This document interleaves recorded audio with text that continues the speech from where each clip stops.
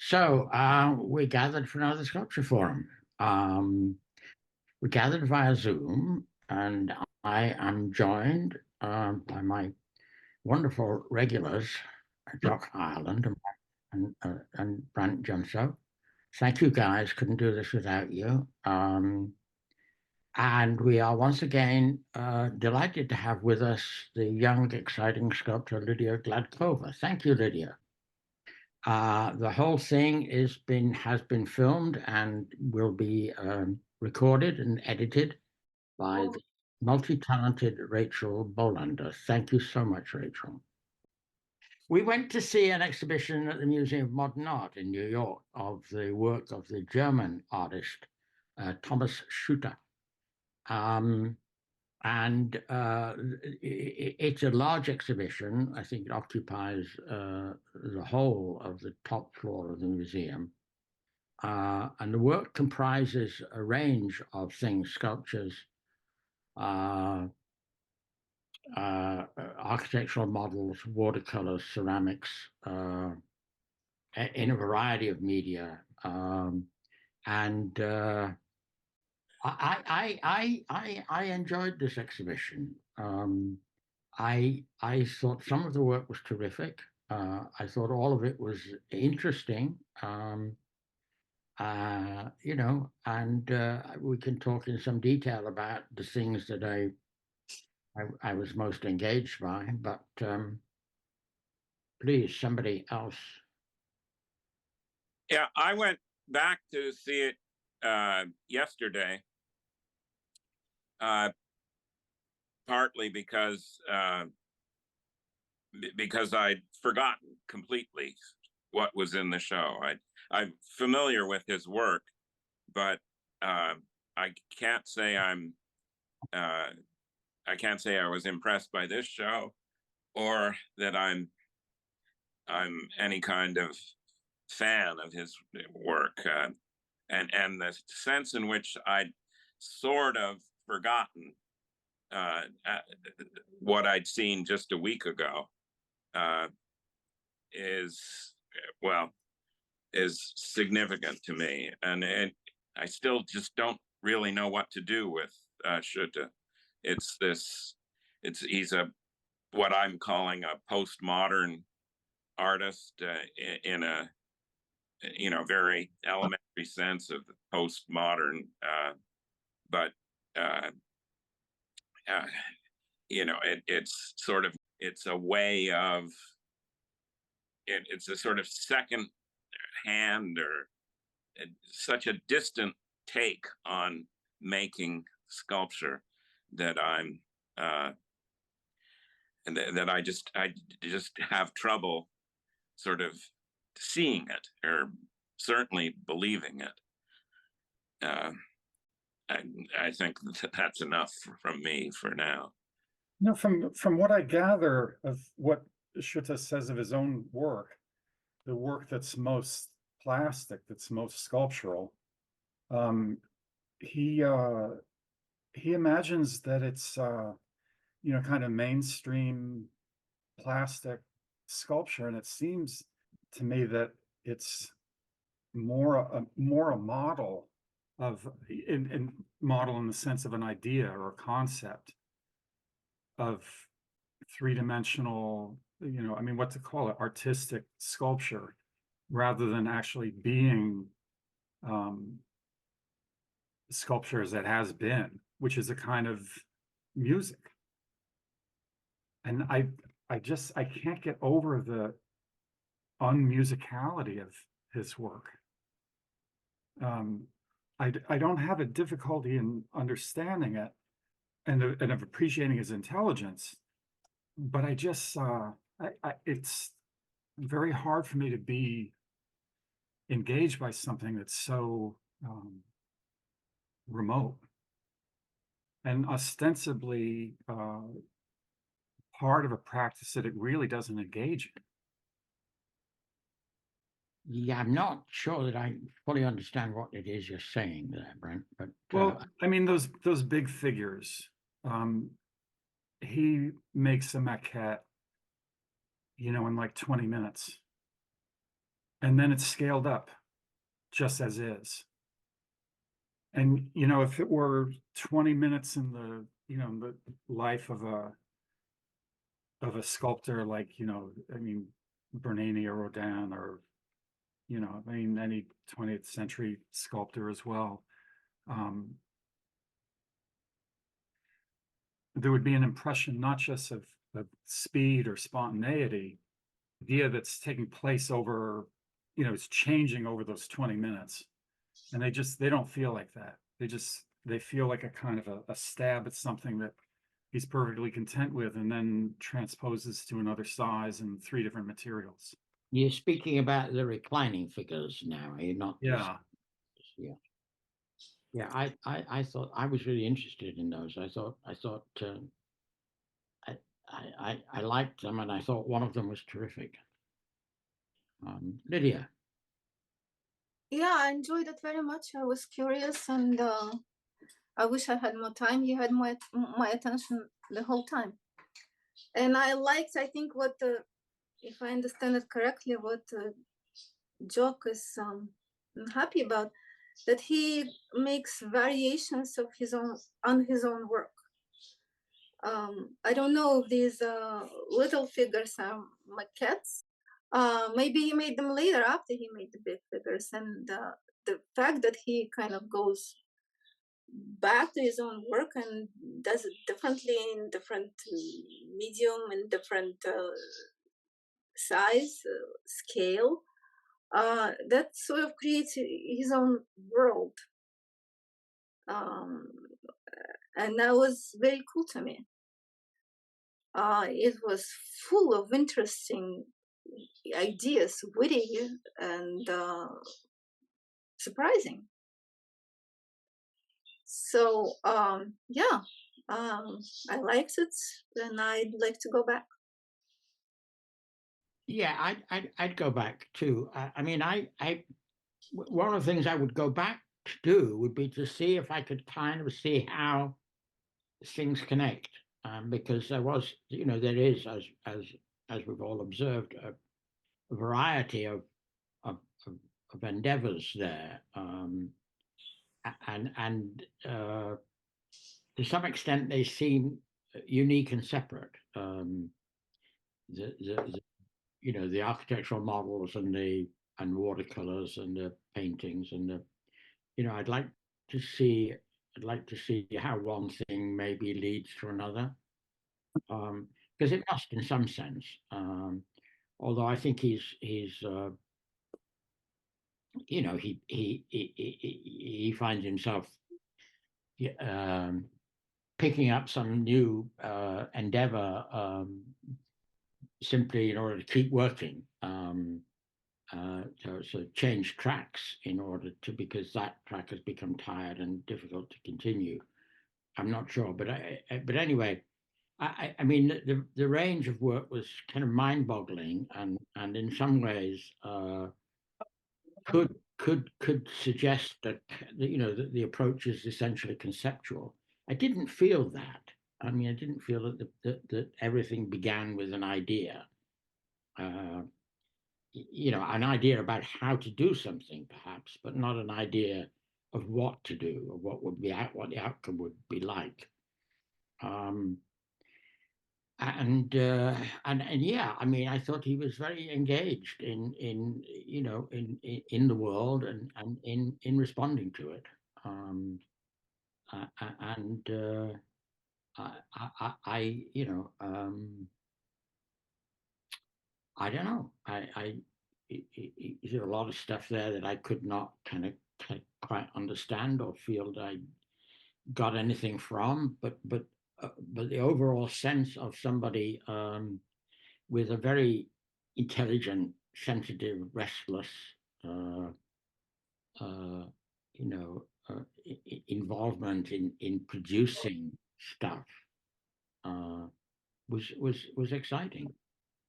And I'm reminded of what St. Gaudens said about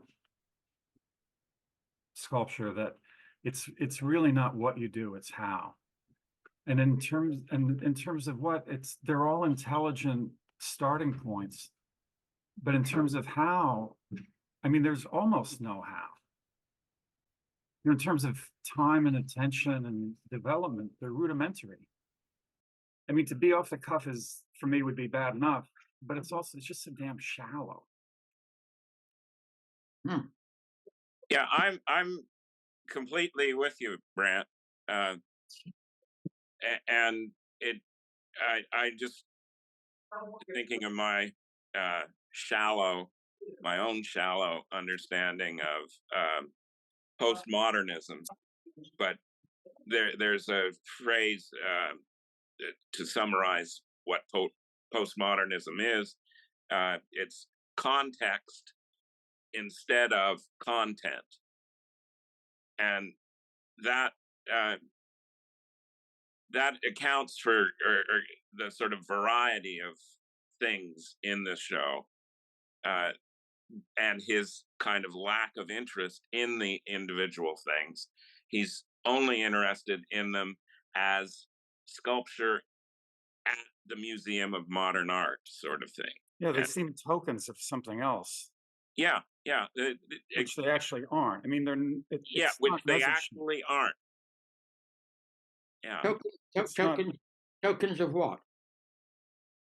Of something more lived in and insightful, more plastically attentive, more materially considered than they are. I mean, like all those grotesque heads, I don't know how he sustains it. I don't know how he bothers. I just find this stuff to be really, kind of estranged in some level. And therefore the variousness and the unconventional thinking that it comes from, and it just doesn't matter to me. I disagree absolutely. I mean, I understand you and Jock seem to be implying that you were experiencing somebody who is a kind of opportunist, careerist, and essentially shallow. a postmodern guy. You see, for me, my experience there was of somebody who enjoys a much greater freedom in the studio than I personally do, and in some ways, allows himself to move, to make great big moves between doing this and then doing that, and is not. It does not become obsessed with a kind of pursuit that is linear and driven by some basic conceptual understanding of what it is that she they are doing, but is exploring a range of possibilities, and enjoying that exploration, and doing it with considerable, I think, intelligence and wit, a lot of wit at times, and skill, and often great sensitivity. I thought the watercolors in particular revealed a delicacy. I'm sorry, the what? The watercolors. Oh, okay.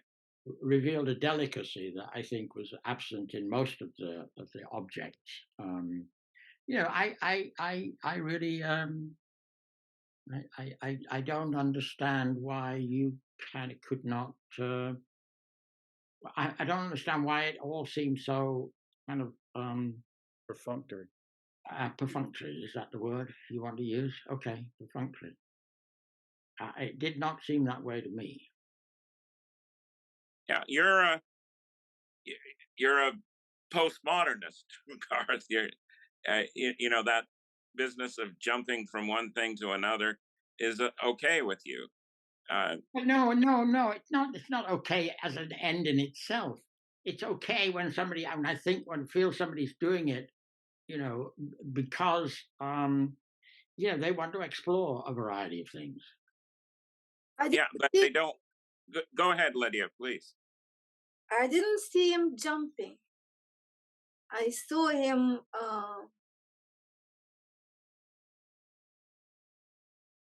really digging into his work, and that's how he does it.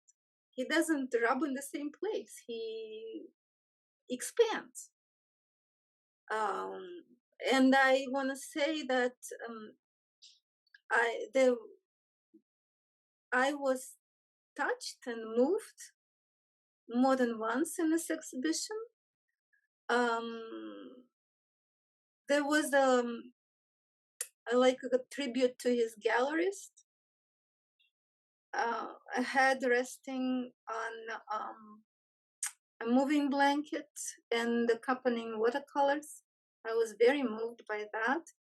And there was a series of couples of figures in the glass containers. I don't know, am I describing it right? I was moved by that. I was moved by his watercolor room, watermelon room, the whole room, the sculptures and the watercolors, and how he looks at it from different angles. And to me, it was full of curiosity. I was curious. To me, it was really cool, good fun. And that's important. To experience joy, and you want to see, you want to be pulled up. I want to be pulled up if I go to a show. I want to see things I haven't seen before. And I want to feel that my mind's expanding, that I'm learning something. And that's what happened. There were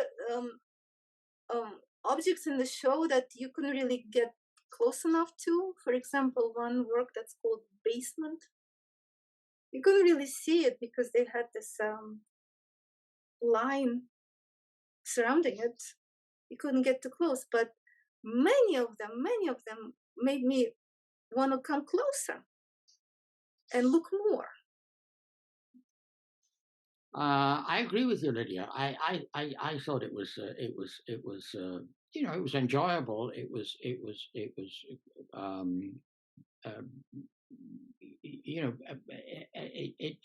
took one to a place that was quite refreshing for me anyway.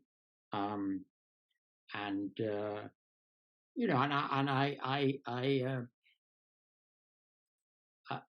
don't know, what to say to you guys who found it to be so. What was the word? Rudimentary or dull? Dull. Anything but dull, John.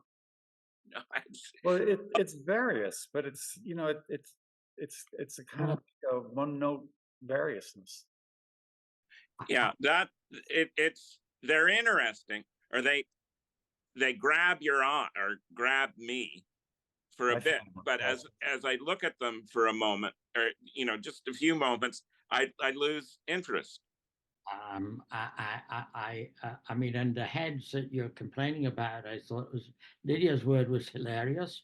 I thought they were kind of I enjoyed them in the sense that they spoke to me about our vanity and our absurdity as human beings, the pretentiousness of us.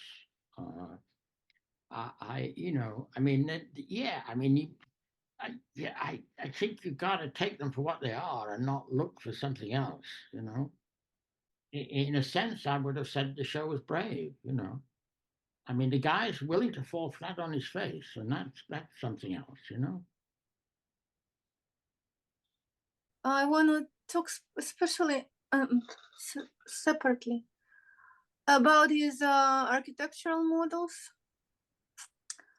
There was a room at the end of the exhibition, sort of a round sphere-like model, and then in real size, and that spoke to me very strongly. It was done, the life size was made in concrete or something. How Yeah, the different they dog were. barking inside. Hmm? The dog barking inside. Yeah, that was very moving. Uh-huh. And then I remember I saw he had a number of architectural models of buildings of various purposes. One was made out of Lego pieces. I mean, my kids built with Legos when they were little. To me, that was very humanistic. Humanistic, yeah, I thought the show was humanistic. Yeah. So I disagree with your take that he is some sort of a cynic who doesn't give a shit. Not true. Not true.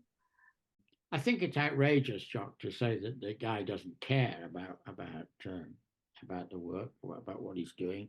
I think what you're indicating, perhaps there, and I don't want you to put words in your mouth, is that his practice is such that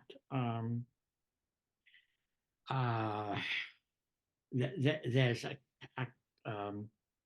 a setup within which he operates and accepts the outcome without having a predetermined goal for the outcome. That he creates a context in which to do something, does it, and there it is. And that seems to me to be I think that's what we all do. It's just that his context in which he creates, in which to do something, is a lot more open and varied. Not more open, but a lot more varied than the context I create for myself. And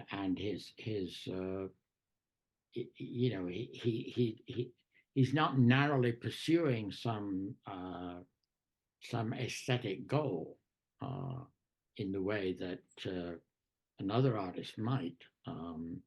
He's exploring a range of options within a rich creative practice, and I simply don't understand why it did not at least intrigue you. It's intriguing, and there's a kind of competence about it, but he takes step one, step two, and then abandons ship. I'm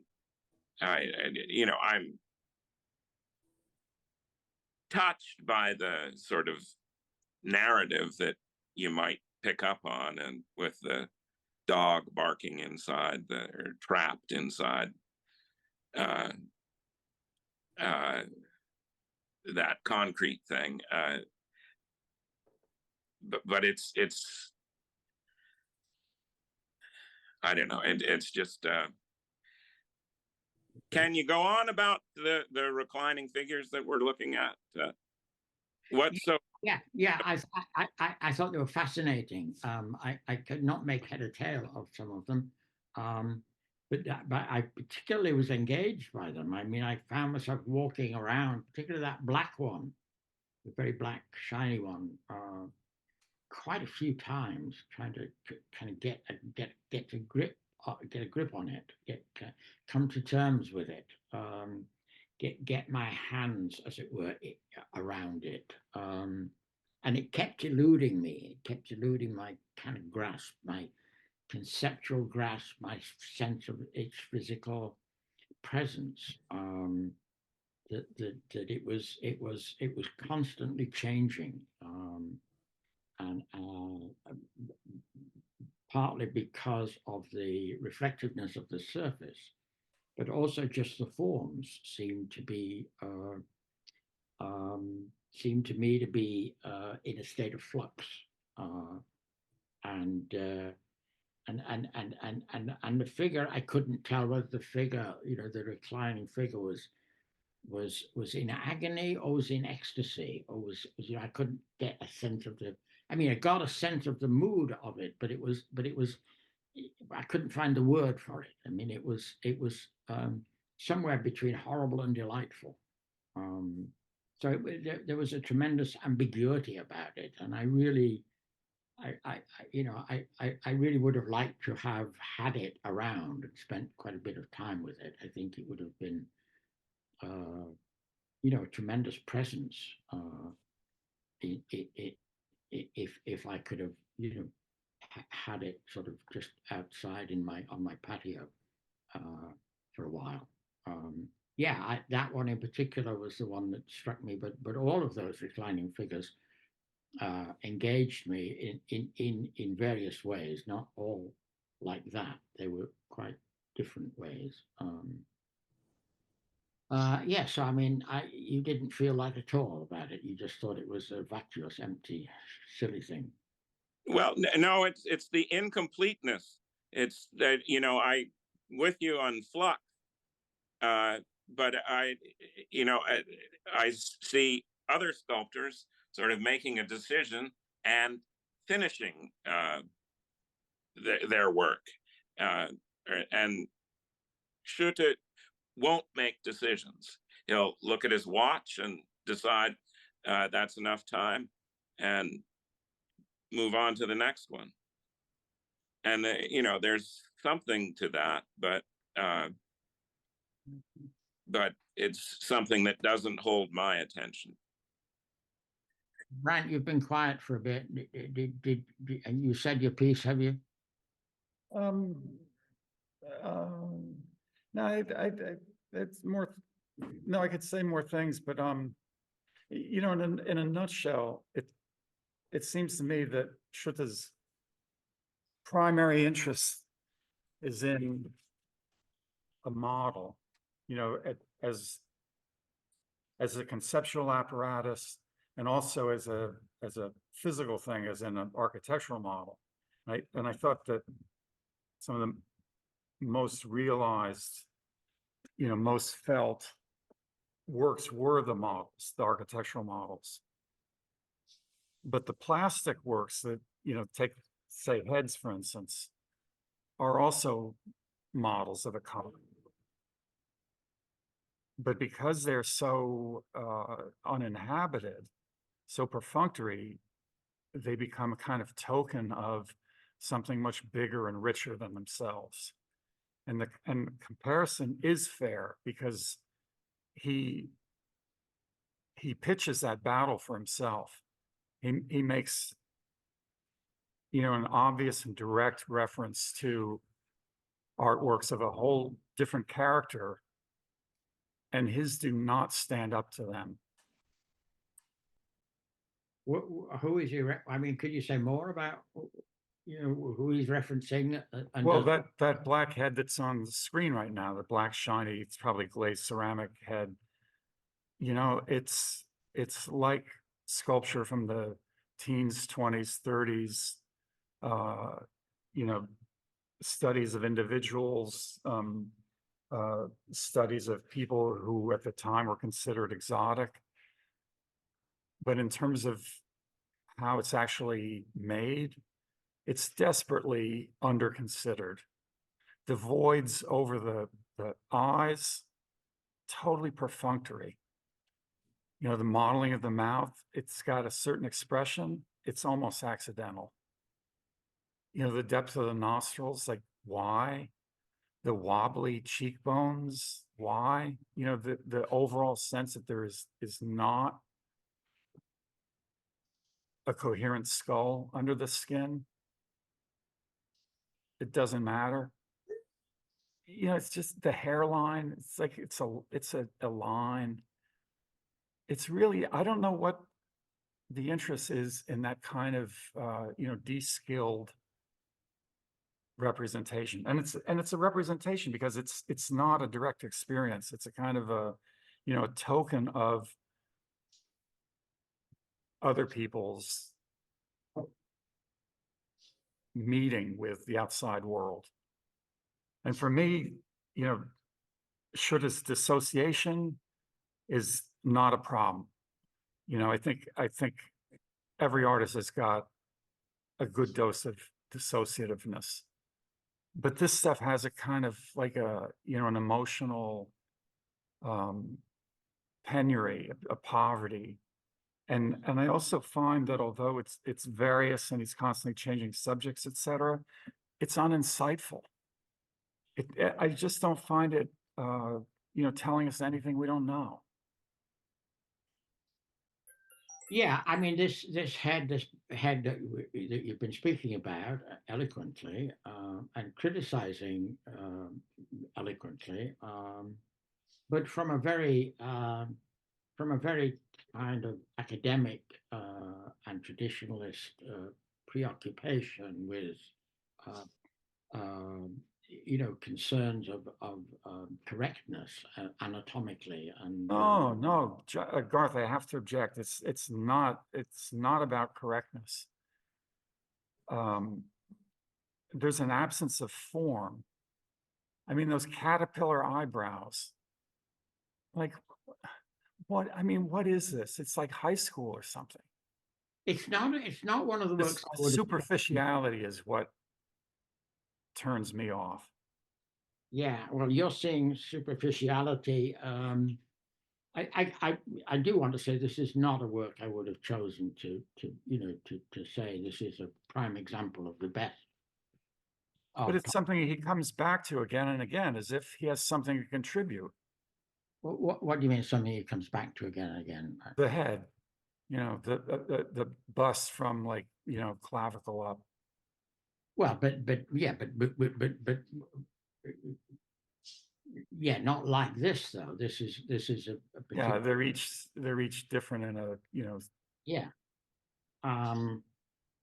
in material fashion. I mean, I'm sorry. I gotta say, I think that while I accept, your observations and think they are on the money, they disregard to me the actual physical presence that this thing had. But it's borrowed and kind of presumptive. It's borrowed. Yeah, it's borrowed from the art, it looks like. Well, I mean, I don't understand that as a criticism. I mean, we all borrow from everywhere and everything. I don't understand that as a criticism. That it's borrowed is not that's not a criticism. That's an observation, of course. No, I think it is an observation because, other art of that kind pays its own way. No, it's an observation. I said it's not a criticism. I mean, because it's borrowed doesn't mean it's worthless or lacking in some way. I think when you say it's borrowed, I mean, I think what you're meaning, and again, I don't mean to put words in your mouth, but you're implying, at least to my mind, that whatever presence it may have and whatever impact it may have as a physical object in one's presence is dependent on one having experienced other things of a similar kind in the past, and that it does not add anything to that body of experience. That's a fairly fair synopsis. But for me, the borrowing thing is that it simply taps into it and triggers it. Without adding anything to it.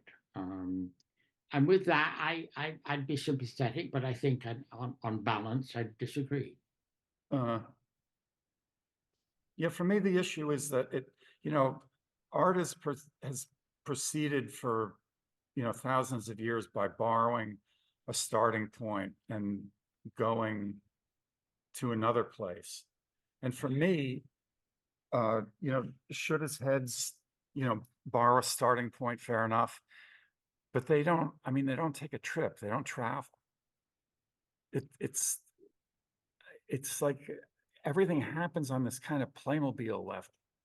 Like it's a diagram or a token of something much richer and unpredictable and various and consequential, which his work is not.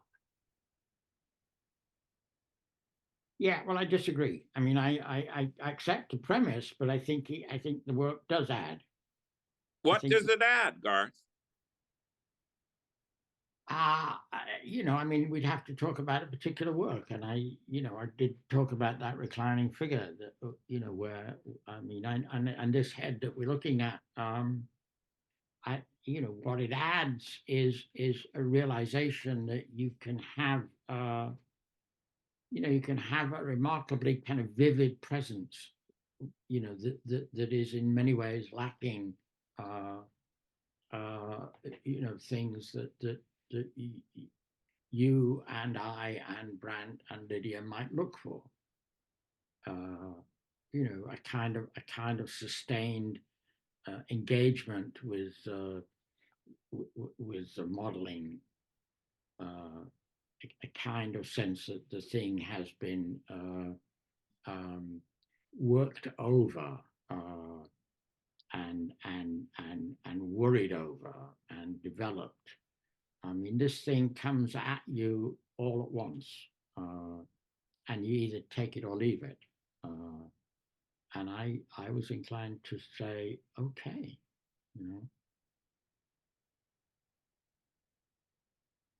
Fair enough.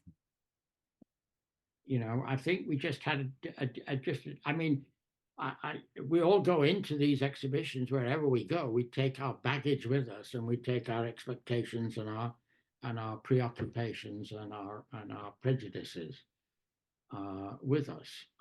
We try not to, of course. We try to kind of respond, just to experience what's there, without bringing to it an expectation. And I feel that in this case, you and Jock brought too much of a looking for something that the work wasn't about, and missed what the work was about. Unfair. I don't think we're going to convince anybody of anything here, but we've had a good discussion, and we disagree, which we don't often do, and it is nice when we do. Nope. Lydia, Jock, Brandt, thank you. Thank you. Rachel, thank you so much.